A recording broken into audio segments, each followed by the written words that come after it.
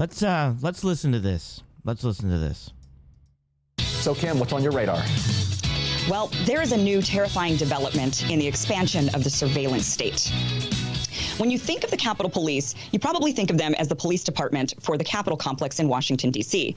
You might not even realize that the Capitol had its own police force before the events of January 6th. Now, what makes the United States Capitol Police Agency interesting is its jurisdiction. The USCP was actually created by the legislative branch of government. It's a federal agency, and its task is to protect the members of Congress, officers of Congress, and their families.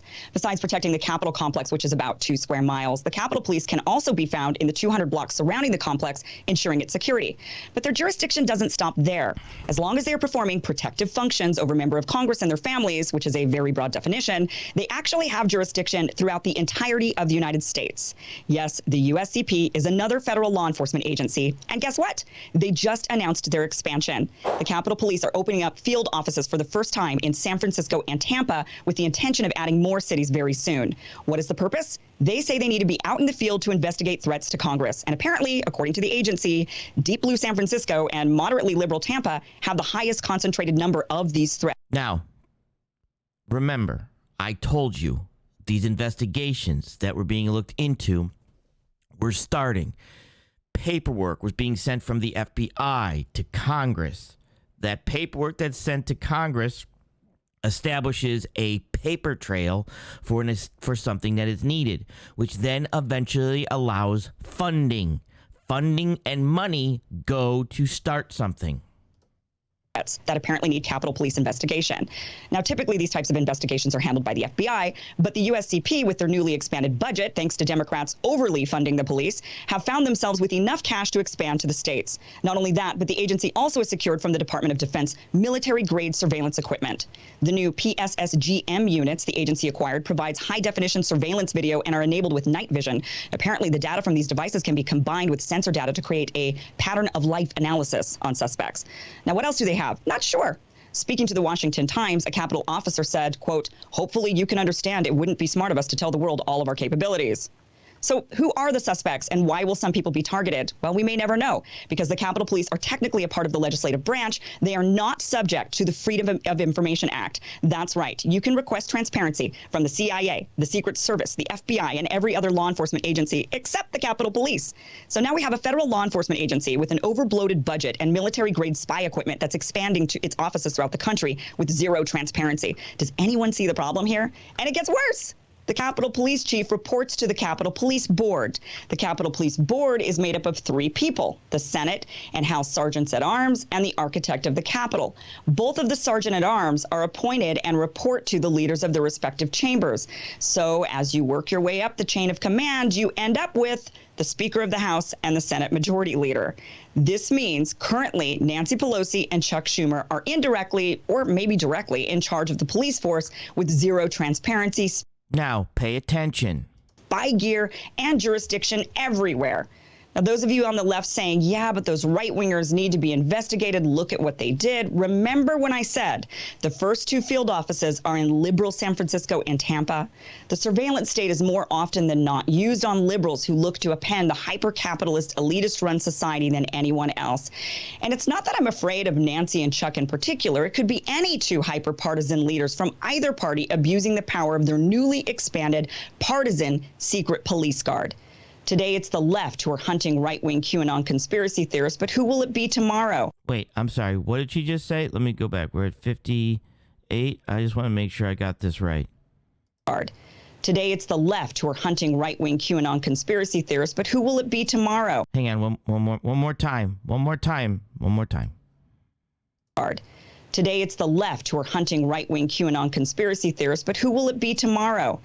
The expansion of these agencies and power is never temporary. This is the beginning of Patriot Act 2.0, and it's Patriot Act 2.0 stems from the narrative that dangerous insurrectionists are an imminent threat to our democracy.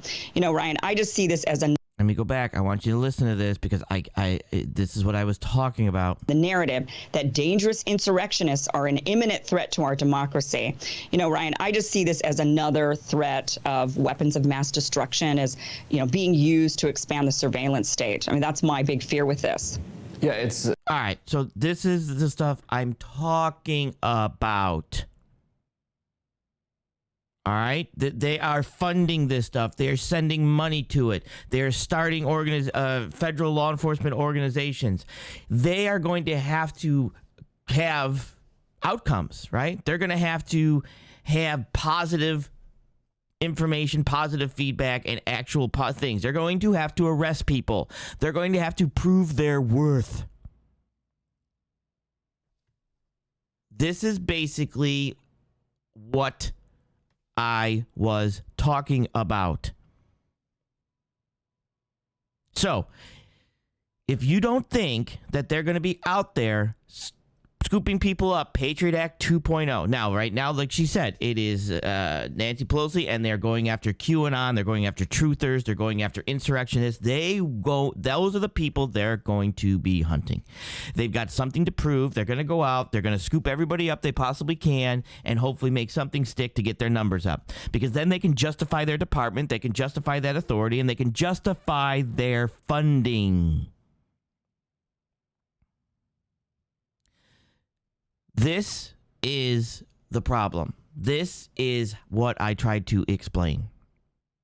It's being said right here. So, this is the situation, right?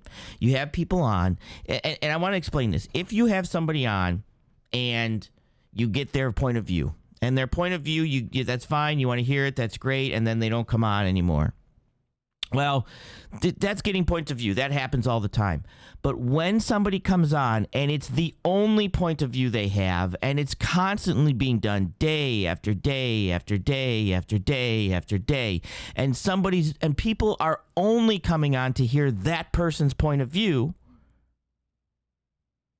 that becomes flags. And your channel becomes a flag. When somebody comes on and repeats the same thing over and over and over again, and it doesn't matter if it's what they consider right-wing insurrectionists or if it's radical Islam or whatever it is, it doesn't matter. You can disagree with me all you want, but the people and the government are funding law enforcement agencies and changing. They are literally changing law enforcement agencies to go after this. The writing is on the wall. So when you continue to have somebody come on and that person continuously says the same thing over and over again, every single day, and he or she is basically considers it their show just as much as it's your show, this is dangerous. And you can't say, I didn't know. You can't say, I didn't hear that. You will not be able to get away from it because it happened. It's right here. So it's not a point of view when they come on once a week or but when they come on every single day and they're there to answer questions and slowly groom people into this perspective, because that's what they're doing, to the point that if they're not on, people go away. What does that tell you? I tell you what it tells me as an ex-law enforcement officer. That's the channel I want to follow. That's the people I want to follow. That's the people I want to make an example of. Because that's what law enforcement's thinking. This is what I'm trying. And I'm not attacking people. I'm bringing receipts and showing you. I'm attacking the narrative. Because if you can't see this, if you can't see what I'm showing you at this point, well, I don't know what to tell you. Maybe you want to be a part of that. Maybe you want that. But it's dangerous. And that narrative that you're bringing and those people that you're bringing on are making everyone else on your show at risk. Because now if you have that person on every day and all these other people are coming on, those people become target. Those names get written down. And if you think I'm wrong, what do you think law enforcement does? 75% of law enforcement is sitting down here and taking down names. Who else was on that show? Who agreed with them? Who stayed on the show after these things were stated? How long did this person let this person talk about this stuff?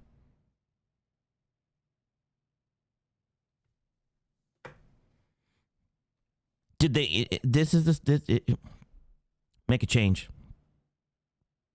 Make a change. You want to give people freedom of speech? That's fine. You want to give people a place to speak? That's fine. You want to have somebody on that doesn't have the same thoughts and the same opinions as you? That's up to you now.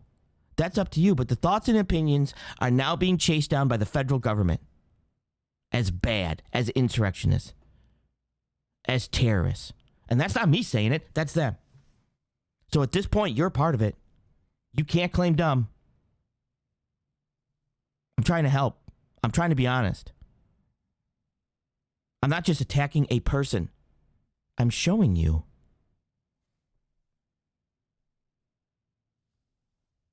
That being said, it's your decision to make.